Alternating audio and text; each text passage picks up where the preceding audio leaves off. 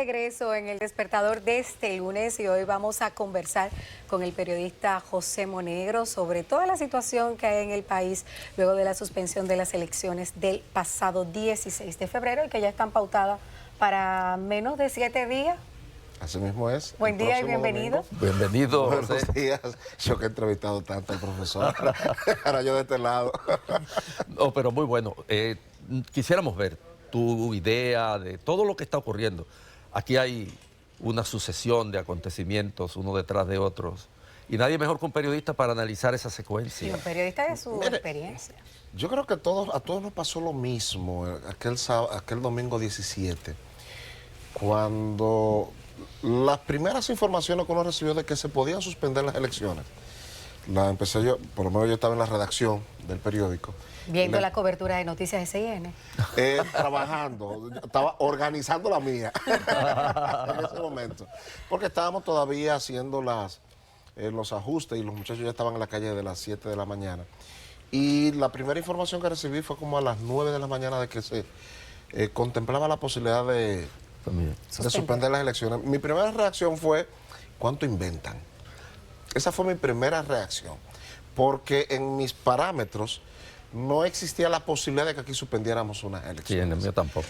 Cuando más adelante, pues efectivamente vemos que sí, que realmente eso está puesto sobre la mesa, fue que empezamos como a sentir la gravedad de lo que nos estaba llegando, pero que al estarnos llegando de manera aislada uno no sabía la dimensión de lo que estaba ocurriendo. Y cuando finalmente se produce la suspensión de las elecciones, viene el shock. Yo creo que eso nos pasó a todos. Sí. Un shock, suspender las elecciones. Y la duda, ¿o no? Y las dudas. Cuando uno ve ya la rueda de prensa, me dice, algo grande ha pasado en el país.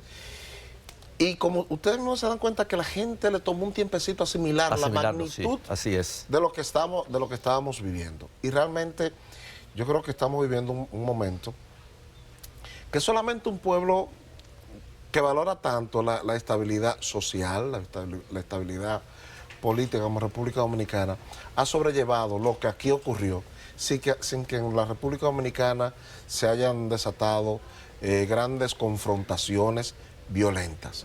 Ustedes hacían una mención de los muchachos que iniciaron las protestas de la Plaza de la Bandera.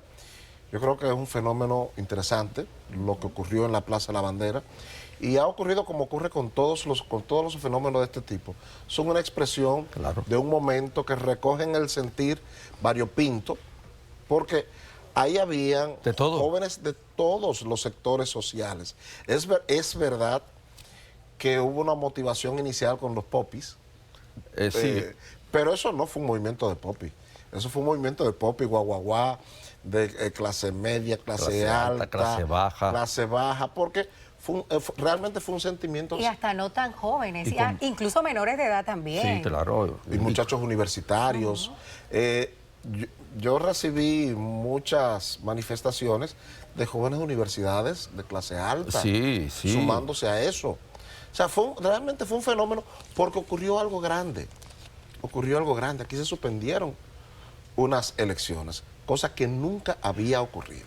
Aquí ha habido fraudes, ha habido compra de votos, aquí ha habido violencia, aquí ha habido de todo, pero nunca habíamos tenido una suspensión de elecciones. Y yo tengo mis dudas de que haya ocurrido en América Latina. No, muy poco. Que se hayan suspendido elecciones después de iniciar. En el caso de Haití. Creo que en Haití ocurrió una vez. Una vez. Y en ningún otro sitio. Sí. Entonces, fue muy grande lo que aquí ocurrió. Bueno, y ya luego lo que ha ocurrido, porque han sido como una cadena de hechos tras esta suspensión, que ya vamos a tener casi un mes de que se suspendieron las elecciones, el movimiento de estos jóvenes, el diálogo, la ausencia del diálogo, su percepción con respecto a eso.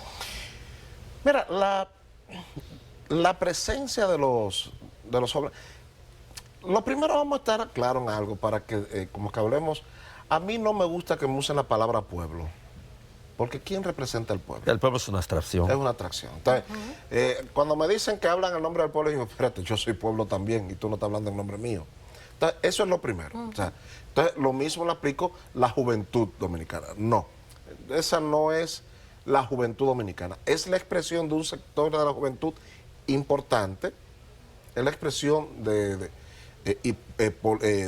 por un fenómeno que ocurrió, que hay que prestarle atención a ese segmento de la juventud, porque hay un segmento de la juventud que está entregada al PLDismo y que está activando contra el PLDismo.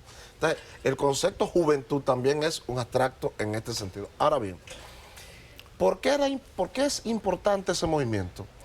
Porque recogía un sentimiento casi generalizado que había en el país. Aquí había un luto, un intangible, era como el sentimiento de bruma que vivíamos nosotros lunes, martes y viernes. Era como si estuviera nublado el ambiente. Esos muchachos que se reunieron en la Plaza de la Bandera representaban eso. Eran muchos, era poco, no importa la cantidad, sino el sentimiento que reflejaban, porque mucha gente incluso que no estuvieron en la Plaza de la Bandera se identificaban con lo que ellos estaban expresando. ¿Y qué era lo que ellos estaban pidiendo? Yo creo que ahí hay una coincidencia. Y ellos tuvieron la valentía de juntarse a expresar lo que ellos estaban pidiendo. Que se averiguara qué pasó. Que les den una respuesta. Que se diga lo que pasó. Que los responsables de lo que pasó tengan sanciones. Que celebremos elecciones. Y que finalmente lleguemos a un acuerdo como sociedad para que ese tipo de cosas no vuelvan a pasar. Ahora le pregunto yo, ¿eran esos los sentimientos? ¿Solamente ellos sentían eso? No, eso lo sentíamos la gran mayoría de los dominicanos, exigíamos también esa misma cosa. Ahora, su presencia o no en el diálogo, ya se forma parte de las segundas fases de este tipo de movimientos sociales. Normalmente estos movimientos sociales son expresiones que aglutinan a todos. Pero ya luego cuando viene la acción política, ahí entonces empiezan las diferencias. Yo creo que la expresión social fue exitosa.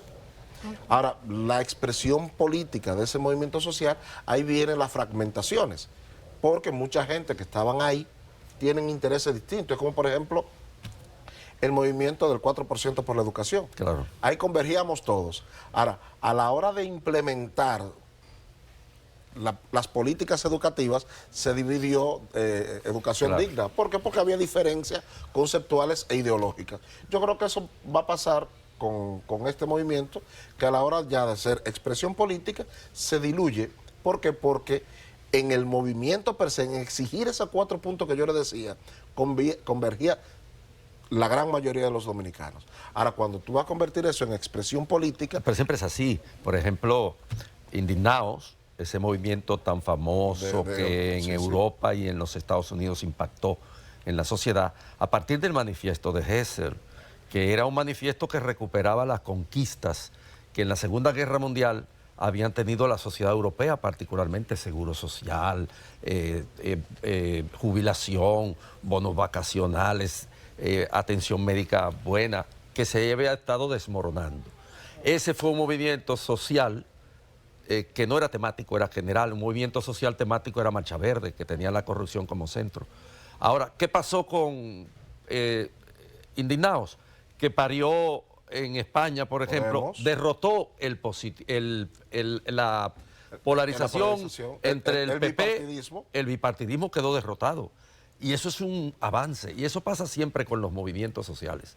En este caso concreto, este movimiento social no es como Marcha Verde, el de los jóvenes de la Plaza de la Bandera.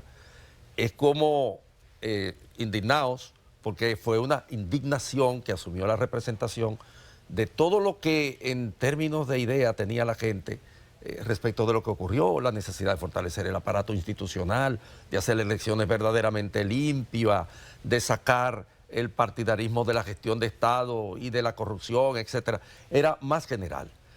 ¿Tú crees que habrá, en los términos en que esa juventud se expresó y en lo que era el aspiracional de la población, resultados concretos que favorezcan en este país la democratización, la práctica política más sana, lo que se pide en una palabra?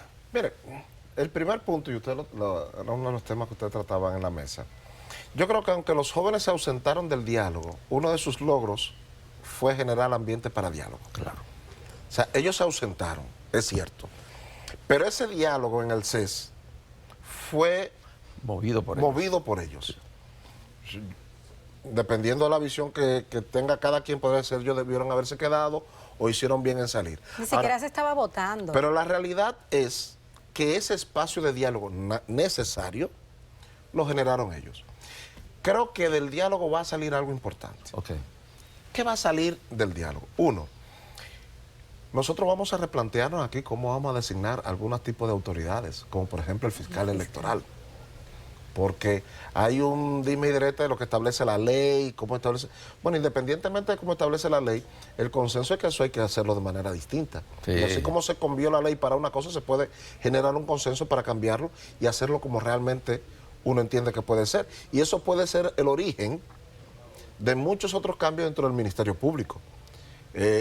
Otra de las cosas que creo que saldrá de ahí es el empoderamiento de la gente de nuestro sistema electoral.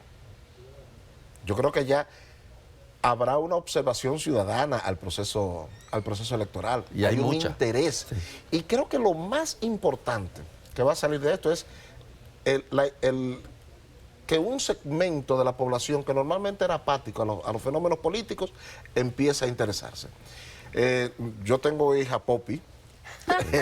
¿No, verdad? Por el tema mis dos hijos estaban allí. Yo me imagino que las tuyas también. Sí, no, o sea, porque fue un asunto generacional. ¿Y están confirmados que son Poppy? No, porque eso fue hay que entender al pueblo. La población, oye, yo hablé del pueblo, pero genera terminología para generar, por ejemplo, aquí nosotros, Juan Bosch enseñó a la gente a hablar de tutumpote y de hijo de machepa. Sí, por eso lo acusaron de que trajo la lucha de clase al país. Exactamente. Y fueron formas de designar qué son los popis y qué son los guaguaguá. También es la diferenciación social que hay. No es económica. No es económica, porque mucha gente cree que los popis son los hijos de los ricos. No, los popis son los hijos de clase media que se están formando. Que tienen un nivel de educación. Y que tienen un nivel de formación, pero además que tienen una coincidencia generacional. Son los llamados millennial y centennial. Bueno, ese otro aporte, digamos, de ese movimiento. Aquí los millennial e incluso esos que llaman los popis, bueno, parecían completamente alejados de la indiferentes a la práctica política. Y se involucraron. Y ahora se involucran. Eso es una de las cosas positivas que va a salir de ese movimiento. Pero además, que hace que el accionar político piense en ese grupo social. Porque ¿qué hacían los partidos políticos del sistema? Solamente traíamos a la juventud para que votaran. Claro, y de mi partido. Sí, y me identificaba con lo de mi partido y me importaba, pero como votantes. Ahora ya ellos saben que tienen que darle participación política. Y tienen un juicio crítico. Y tienen juicio crítico. Por ejemplo, Monegro, la reacción del Ejecutivo con relación a lo que ocurrió el pasado 16 de febrero, de que le solicitó al Ministerio Público que abortara la investigación que realizaba y de inmediatamente le requirió a la OEA que hiciera esa investigación sobre el supuesto sabotaje. Mira, después de la suspensión de las elecciones, el 17 de febrero, aquí, la Junta Central Electoral perdió toda su credibilidad. No lo vamos a juzgar. Vamos a decir que la perdió. Perdió la credibilidad. En esa materia el Poder Ejecutivo no tenía la credibilidad tampoco para iniciar una investigación, como tampoco lo hubiera tenido la oposición, porque eran los actores de un proceso fracasado. Entonces, no tenían credibilidad para eso. Para mí fue un desacierto de parte de las autoridades como manejaron las primeras investigaciones. Me pareció un desacierto. Yo creo que el Poder Ejecutivo lo que hizo fue enmendar un error inicial. O sea, fue una buena decisión. Del presidente. Excluirse. Excluirse. Por una razón muy simple, que tras la suspensión lo que nosotros necesitamos es recuperar la credibilidad. No, pero el Poder Ejecutivo no se excluye. Lo que ocurre es que el Poder Ejecutivo puso a circular un relato. Y ese relato tenía bases muy débiles o falsas. Lo recogió ese relato y repuso un tipo de majestad institucional extra país, porque las instituciones en el país no son creíbles. ¿Quién puede creer aquí, por ejemplo, en una investigación respecto de esos hechos de la Procuraduría General de la República? Nadie va a creer. Aún el relato fuera correcto, no se iba a creer. No. Es como si el relato lo hubiera hecho la Junta. Por no las instituciones, exactamente. O si lo hubiera hecho la oposición, tampoco se le iban a creer. Pero si lo hace la OEA, ¿sí se va a creer o depende de quién sea la persona señalada como el culpable? Bueno, yo tengo, antes de darte esa respuesta, yo tengo que remitirte al informe de Latinobarómetro, donde dice que el dominicano no confía ni en su sombra. O sea, yo soy de lo que creo que, independientemente de lo que salga y de quién lo presente, habrá fuertes niveles de cuestionamientos. Yo solamente creeré eso si sale lo que yo quiero que salga. Entonces, dependiendo de quién sea el culpable. Pero no lo veamos como este proceso, por eso te cito Latinobarómetro. Una de las cosas que tenemos los dominicanos como característica social, según Latinobarómetro, es que el 80% no creemos en el otro. Ni en las instituciones. Y en las instituciones ese por ciento es mucho más. Cuando estoy hablando del 80%, según Latinobarómetro, es prácticamente todo el mundo. Entonces, ¿qué va a salir de ahí? Bueno, yo no sé lo que va a salir de ahí, yo me sospecho lo que pueda salir de ahí, pero sí te aseguro que no importa lo que salga, habrá fuertes niveles de cuestionamiento.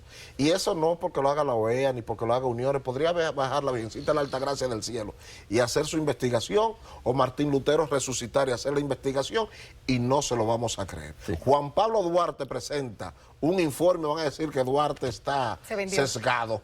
Bueno, y las elecciones de este domingo, hay mucha crispación, hay mucha incertidumbre, hay mucha apuesta al futuro. ¿Tú cómo la ves? ¿Qué puede resultar de estas elecciones que se lanzan después de un fracaso de esa magnitud? Histórico. Estas elecciones están muy signadas por la suspensión pasada. Yo creo que la suspensión de las elecciones es un fenómeno que tendrá repercusión en estas elecciones de dentro de 7 días. ¿Por qué? Bueno, porque efectivamente va a haber sectores sociales que en el 17 de mayo no tenían contemplado votar, que ahora van a ir a votar. Entonces, hay un impacto sobre estas elecciones. Pero lo más importante de estas elecciones es que tienen que celebrarse y celebrarse bien. Tienen que celebrarse, porque ya hay que decir, tienen que celebrarse. Antes uno lo daba por sentado que se iban a celebrar, pues ya que suspendimos una.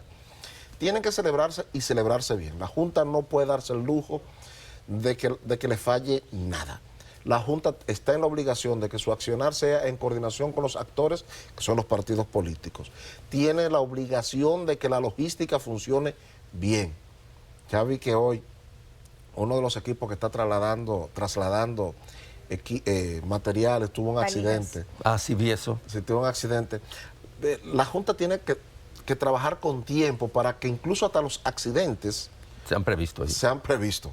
Parece un absurdo. No, pero claro, es cierto. Pero tiene la obligación. Y como decía Almagro, en la reunión justamente que había representantes de los jóvenes, de la Plaza de la Bandera, la sociedad civil, el empresariado, Almagro decía que en las elecciones del 15 de marzo no hay margen de error. No hay margen de error. Las elecciones del 15 de marzo, todos estamos en la obligación de hacer para que salgan bien, que sean limpias, justas, transparentes, y que los resultados que salgan de ahí sean los que se den. Que el proceso anterior haya sido frustrado, ¿cambió la inclinación de la voluntad popular? Yo creo que no hay que ser un genio para saber que la suspensión de las elecciones electoralmente va a tener un impacto negativo contra el oficialismo. Obvio. Yo creo que eso no hay que tener una bola de cristal. Yo creo que el oficialismo ha salido perjudicado electoralmente hablando, y eso lo vamos a ver en el resultado. En los resultados. Porque, por ejemplo, muchos de esos muchachos que no iban a votar, es seguro que en este proceso una gran parte va a ir a votar, y va a ir a votar en contra del oficialismo. ¿Por qué? Porque le atribuye, verdad o no, le atribuye al oficialismo responsabilidad de lo ocurrido, ¿verdad o no? La encuesta dice, tanto Greenspan como Gallup, que el 82% considera que es el oficialismo el culpable. Y en las campañas electorales, el sentimiento es lo que mueve el voto. Mueve masas. Sí, por supuesto. Pues, Negro, una pregunta que le hace Carlos Peralta a través de nuestro Twitter. @SN24 horas. ¿Qué opina sobre los miles de periodistas que han vendido su dignidad al gobierno, poniendo en duda su imparcialidad y denigrando la profesión periodística? Bueno, lo primero es que yo difiero completamente de él. Yo creo que el gobierno es un empleador y que cuando tú vas a la universidad, tú estudias comunicación y puedes dedicarte a trabajar relaciones públicas, periodismo y propagandismo. O sea, eso es parte de las cosas.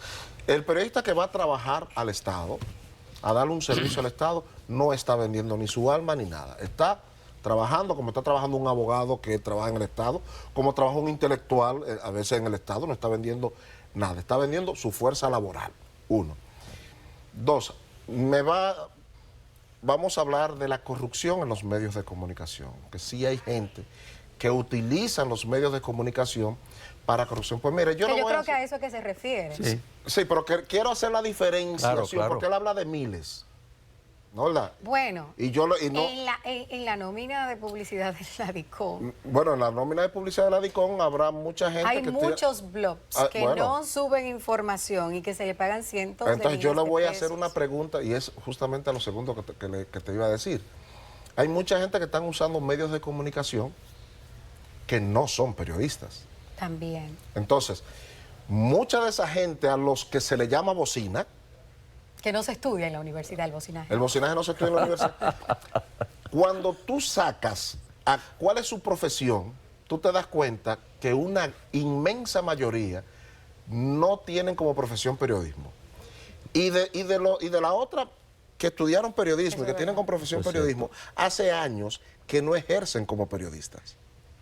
Porque, y aquí una vez lo hablamos, tú puedes ser médico y si te dedicas a sembrar yuca, tú te graduaste de médico, pero tú lo que eres agricultor.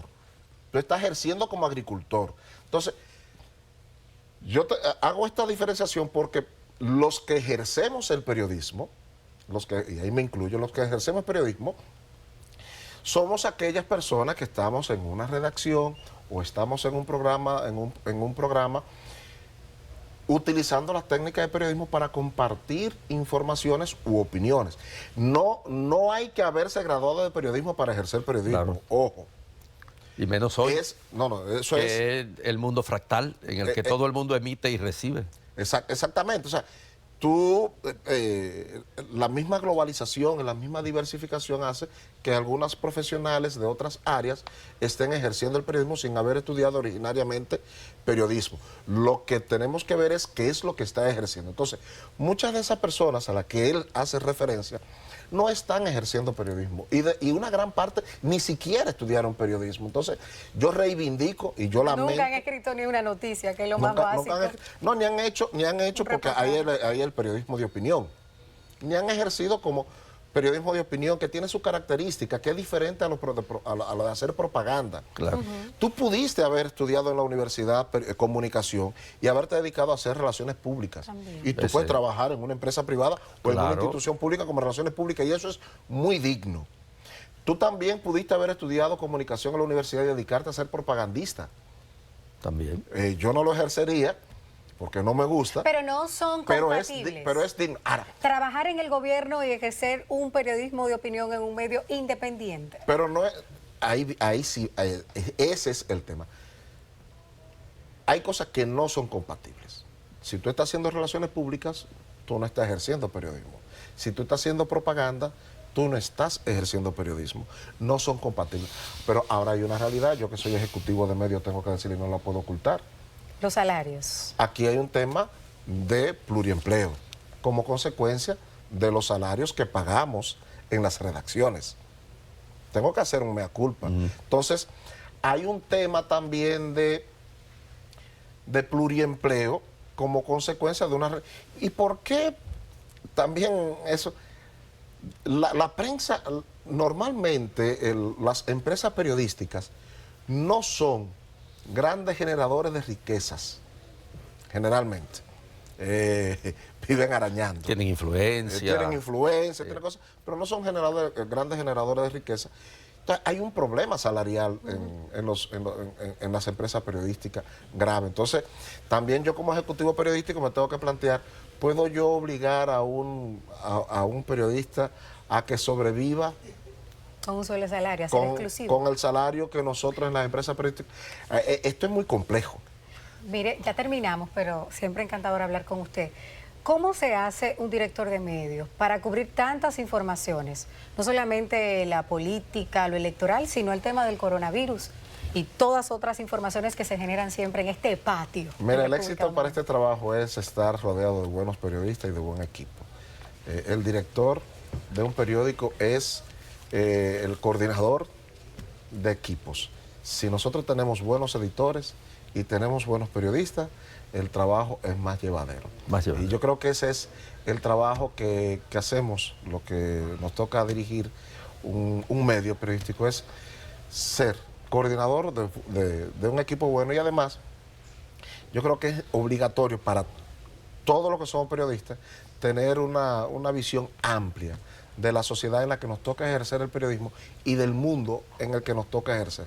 Los periodistas tenemos que hablar, ustedes ahí hablaron, ahorita en la mañana, ustedes hablaron de temas de salud, coronavirus, hablaron de política, hablaron de temas policiales, hablaron de varios temas sociales, porque estuve viendo varios temas sociales, en 1 hora y pico.